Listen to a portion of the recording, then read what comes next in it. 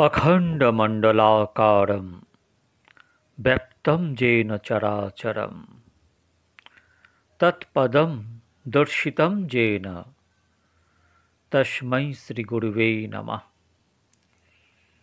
अनाद्यं परमाराध्यं शिवशक्तिस्वरूपिणीं प्रत्यक्षं सद्गुरुरूपां चिन्मयीं परमेश्वरीं शिष्यहृदिविहारिणीं भुक्तिमुक्तिप्रदायिनीं नमामि श्रीगौरेश्वरीं दामोदरविलासिनीं।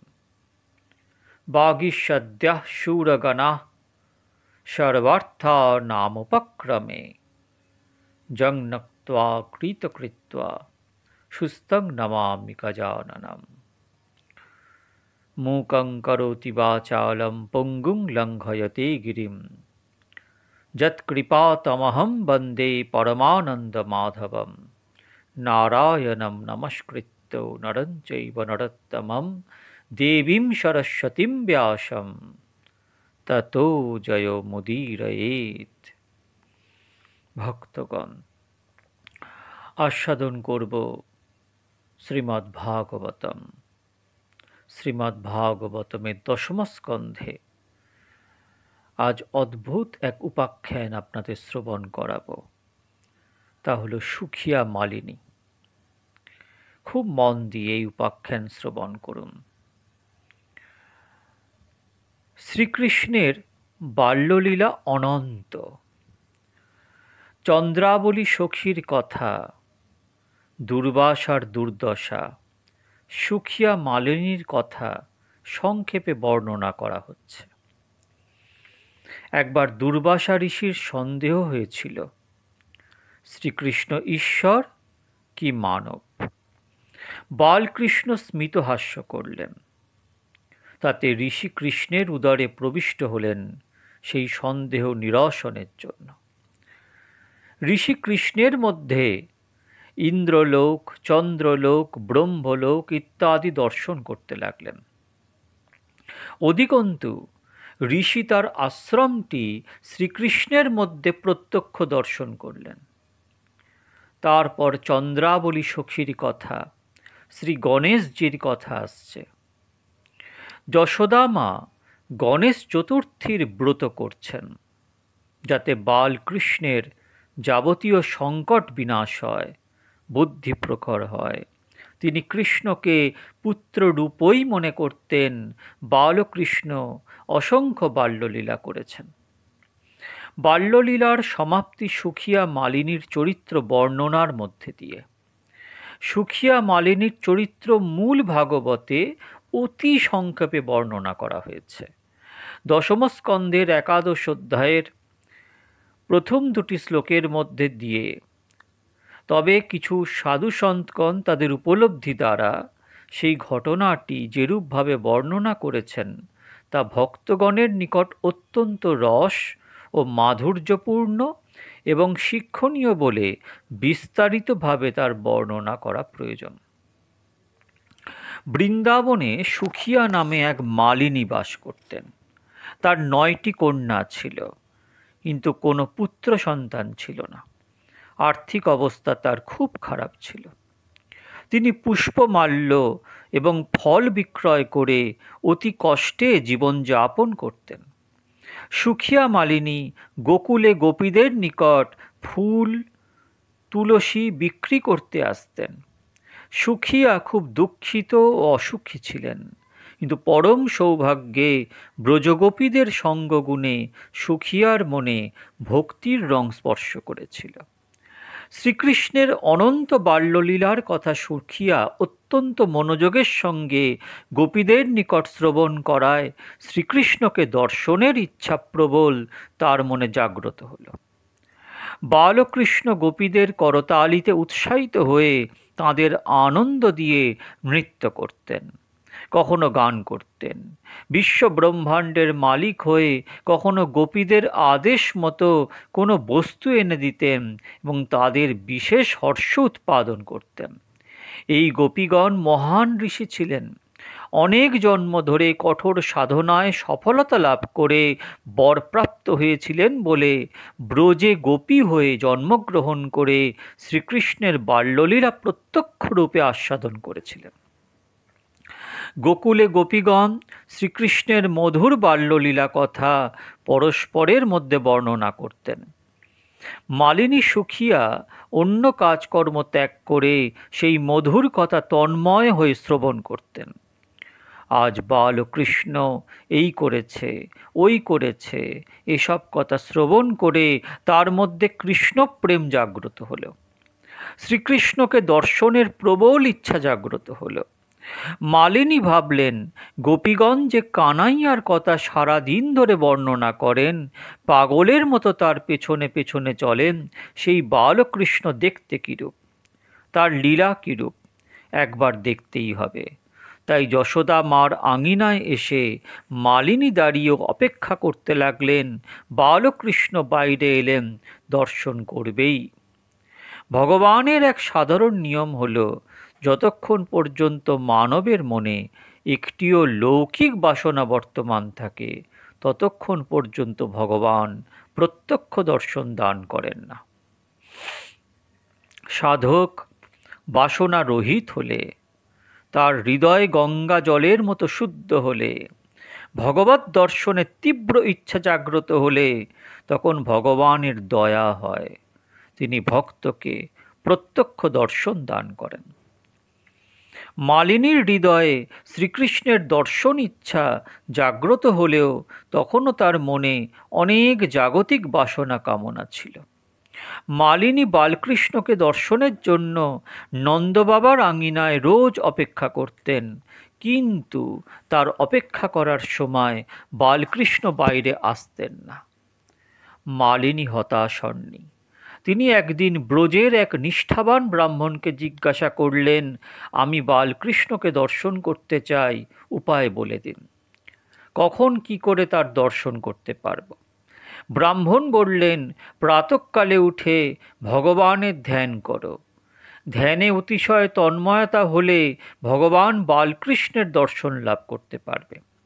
ধ্যানে দেহাত্মবোধ নাশ হলে দর্শন করতে পারবে। মালিনী বললেন, আমি খুব গরিব মানুষ, পরিবারে এতগুলি লোকের আহারের ব্যবস্থা করতে হয়, ভোর থেকেই অনেক কাজে ব্যস্ত হতে হয়, ধ্যান করা আমার পক্ষে সম্ভব নয়। ব্রাহ্মণ বললেন, রোজ বালকৃষ্ণের পূজা করো। মালিনীর তাতেও সময় হবে না বলাতে ব্রাহ্মণ বললেন, ভগবানকে দর্শন করতে হলে তোমাকে কোনো শুদ্ধ নিয়ম গ্রহণ করতেই হবে। একটি উপায় বলে দিচ্ছি, নন্দবাবার রাজমহলটি রোজ নিয়ম করে 108 বার পরিক্রমা করো। প্রেমের সঙ্গে তা করো, ভগবানের দয়া হবে। পরিক্রমার সময় এই প্রার্থনা করবে, বালকৃষ্ণ তুমি আমাকে দেখা দাও।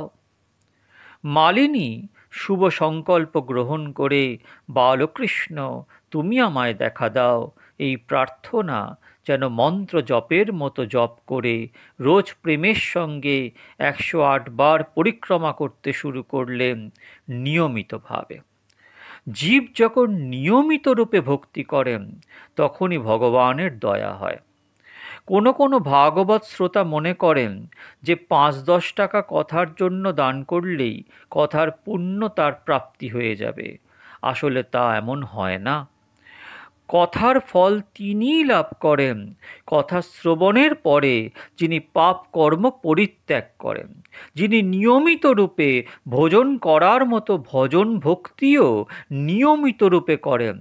সুখিয়া মালিনী নিয়মব্রত গ্রহণ করলেন আমার পাপ বিনাশের জন্য, এবং যতদিন পর্যন্ত ভগবানের দয়া না হয় ততদিন আমি নন্দবাবার রাজমহল রোজ 108 বার পরিক্রমা করব। পরিক্রমার সময় দেখা দাও এই জপ করতেন। পরিক্রমা বিধিপূর্বক করা উচিত, করজোড়ে জপ করে মনে মনে ভগবানের স্মরণ করে ধীরে ধীরে পরিক্রমা করা উচিত। মালিনী ব্রাহ্মণের উপদেশ মতো 3 বছর পরিক্রমার সংকল্প নিলেন। এবার পরিক্রমার সময় তারক ব্রহ্ম নাম হরে কৃষ্ণ কৃষ্ণ কৃষ্ণ হরে হরে, হরে রাম রাম রাম হরে হরে এই জপ শুরু করলেন। রোজ 108 বার পরিক্রমা করতেন। 3 বছর পূর্ণ হলো। আজ তার প্রেম অতিশয় বৃদ্ধি পেয়ে গেল। তার মধ্যে তীব্র ব্যাকুলতা সৃষ্টি হলো। তিনি সংকল্প করলেন, শ্রীকৃষ্ণের দর্শন বিনা আমি জল পর্যন্ত গ্রহণ করব না। আজ বালকৃষ্ণের জন্য কিছু আঙ্গুর, জাম, বদরি ফল ইত্যাদি সুন্দর সুন্দর ফল একটি সাজিতে ভরে সঙ্গে নিয়ে এসেছিলেন। মস্তকে তার ডালা সাজি ফল চাই বলে হাঁকতে লাগলেন, সেই সঙ্গে তারক ব্রহ্ম নাম জপ করছেন। জীব তার জীবনে যা কিছু কর্ম করেন তার ফলদাতা ভগবানই। আজ মালিনী ভগবানকে ফল দান করতে ইচ্ছা করেছেন। অন্তর্যামী ভগবানের আজ দয়া হলো।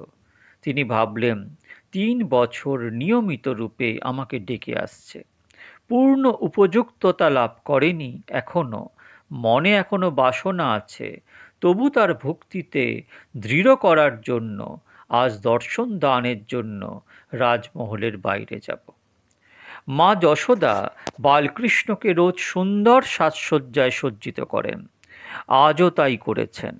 পরিধানে সুন্দর পীতাম্বর, কর্ণে কুণ্ডল, নাকে মতি, রেশমের মতো বালকৃষ্ণের সুন্দর কেশ, তাতে ময়ূর মুকুট শোভিত, হাতে ছোট্ট বংশী, চরণে স্বর্ণের নূপুর, ঝুম ঝুম ঝুম ঝুম শব্দ করে কানাইয়া গৃহের বাইরে এলেন।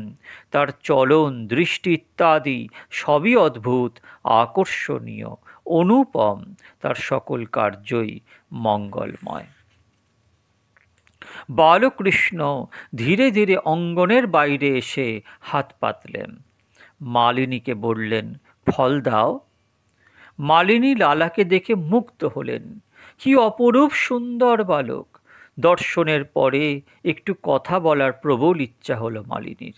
কি আর বলবে, মনে যে ভাব মালিনীর এলো, মালিনী তাই ব্যক্ত করল।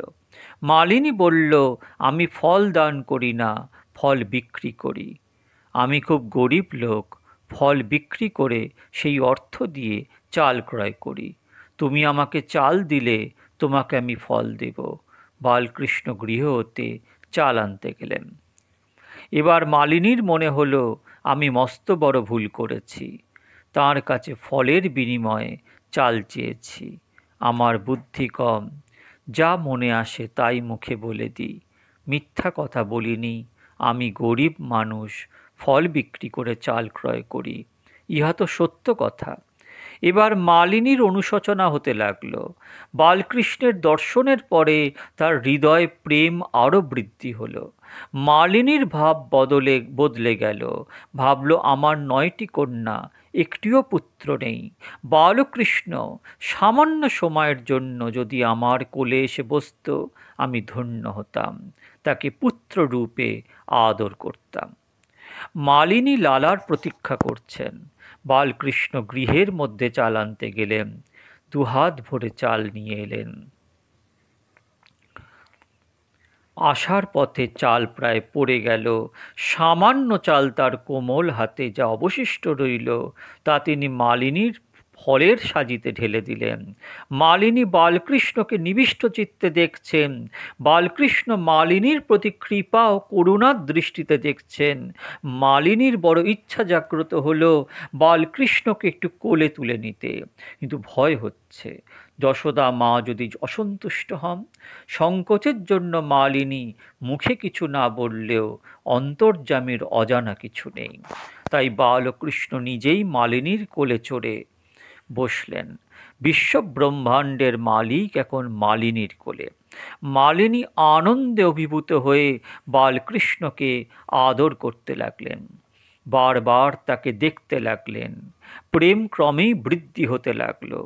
ভগবান প্রেমের অধীন, তিনি সকলের পিতা, পরম পিতা। তিনি প্রেমের বশে মালিনীর কোলে বসে হাত পেতে প্রেমের সঙ্গে বলতে লাগলেন, মা মা, আমাকে ফল দাও। মা ডাক শুনে মালিনীর হৃদয় বিগলিত হল, আনন্দে চক্ষুতে প্রেমাশ্রু বইল। তিনি শ্রীকৃষ্ণের 2 হাত ভরে ফল তুলে দিলেন।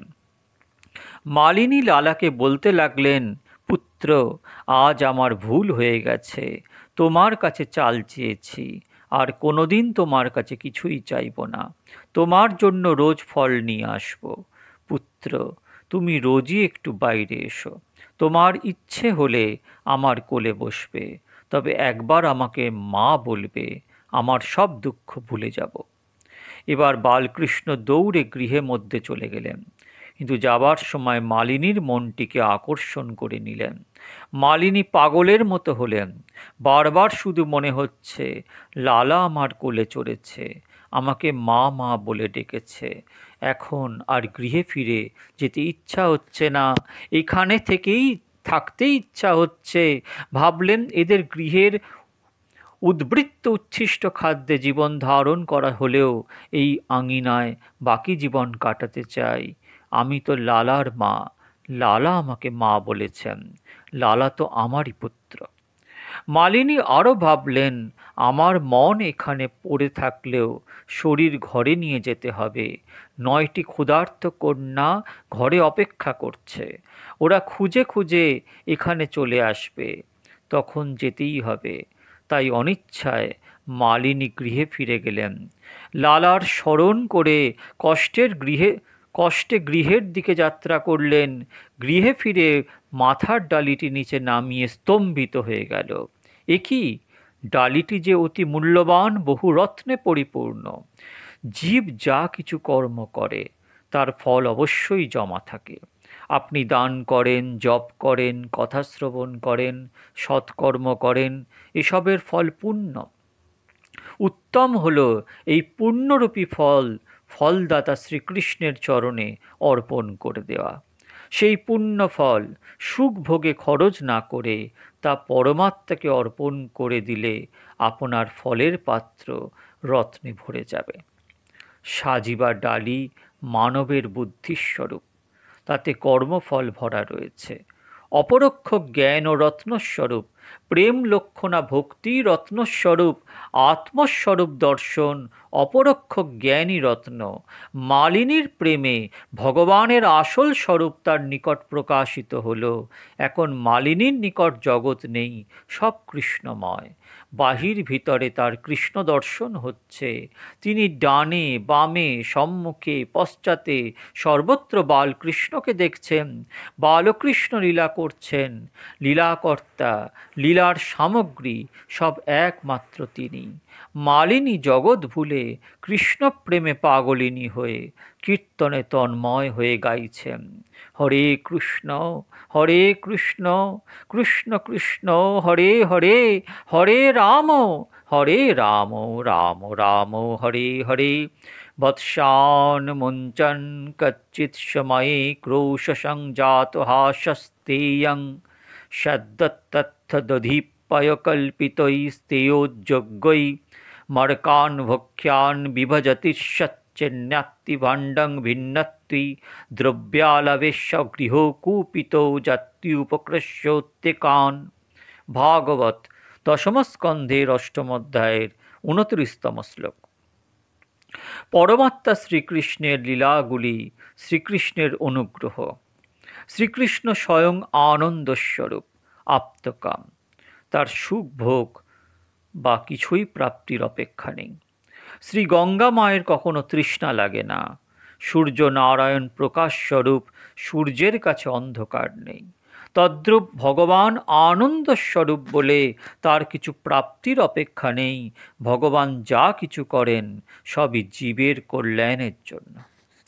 জীব ঈশ্বরের অংশ হওয়া সত্ত্বেও জীব নিজ স্বরূপকে ভুলে গেছে। জীব ভ্রান্তি ও অজ্ঞানের জন্য মনে করে আমি স্ত্রীর, আমি স্বামীর। বস্তুত জীব না তো কোনো স্ত্রীর, না তো কোনো পুরুষের। জীব একমাত্র ঈশ্বরের। সাধারণ জ্ঞান ও বুদ্ধি দ্বারাই ইহা বোঝা যায়। জন্ম থেকে কেউ স্বামী নন, জন্ম থেকে কেউ স্ত্রী নন, মৃত্যুর পর কেউ স্বামী হবেন না, মৃত্যুর পরে কেউ স্ত্রীও হবেন না। কিন্তু জীব জন্ম থেকেই ঈশ্বরের, মৃত্যুর পরেও জীব ঈশ্বরেরই থাকবে। জীব যে ভগবানের, সেই উপলব্ধি বা জ্ঞান সাধারণ জীবের নেই। জীব মনে করে আমি জগতের, আমি স্ত্রীর, আমি পুত্রের, আমি স্বামীর। জগৎ মানেই মায়ার লীলা। এই মায়ার লীলার প্রতি আকৃষ্ট হয়ে এই লীলার বিষয় স্মরণ করলে মন মলিন হবেই। তাই আপনি তা না করে শ্রীকৃষ্ণ লীলার মনন করুন, যাতে আপনারা সহজে তা করতে পারেন। সেজন্যই তো ভগবান অত্যন্ত লীলা করে গেছেন। জীব ভগবানের, তাই ভগবানের নিকট পৌঁছানোর জন্য, জীবকে অলৌকিক আনন্দ দেবার জন্য ভগবান এই লীলা করে গেছেন। ভাগবতের কথা শ্রবণের ফল মুক্তির পরে লাভ হবে এমন হওয়া নয়, জীবিত থাকা অবস্থায় মুক্তিস্থিতি লাভ হওয়া সম্ভব। ভাগবত শ্রবণে তন্ময়তা এলে, ভাগবতের উপদেশ নিজ জীবনে বাস্তবায়ন হলে মৃত্যুর পূর্বেই মুক্তি লাভ হবে। এমন অলৌকিক শক্তি ভাগবত কথায় নিহিত রয়েছে। তন্ময়তার সঙ্গে ভাগবত কথা শ্রবণ করলে জগৎ বিস্তৃত হবে। এই বিশাল কথা মণ্ডপে বসে আপনারা শান্ত মনে প্রেমের সঙ্গে কথা শ্রবণ করছেন, তাই আপনাদের কাছে জগৎ বিস্তৃত হচ্ছে। জগৎকে ভুললে শান্তি লাভ হয়। কৃষ্ণ কথায় এমন দিব্য শক্তি রয়েছে, বক্তা বিবেকের সঙ্গে কথা ব্যক্ত করলে এবং শ্রোতা শ্রদ্ধা ভক্তির সঙ্গে একাগ্র মনে কথা শ্রবণ করলে কথায় জগৎ বিস্তৃত হতে বাধ্য। জগৎ বিস্তৃত হলে ভগবৎ দর্শন স্মরণ এবং শ্রবণে একাগ্রতা তন্ময়তা হলে মনুষ্য নিঃসন্দেহে জীবিত কালেই মুক্তির আনন্দ উপলব্ধি করতে পারে। হরে কৃষ্ণ কৃষ্ণ কৃষ্ণ হরে হরে, হরে রাম রাম রাম হরে হরে। নিতাই গৌর হরি বল, হরি বল, হরি বল।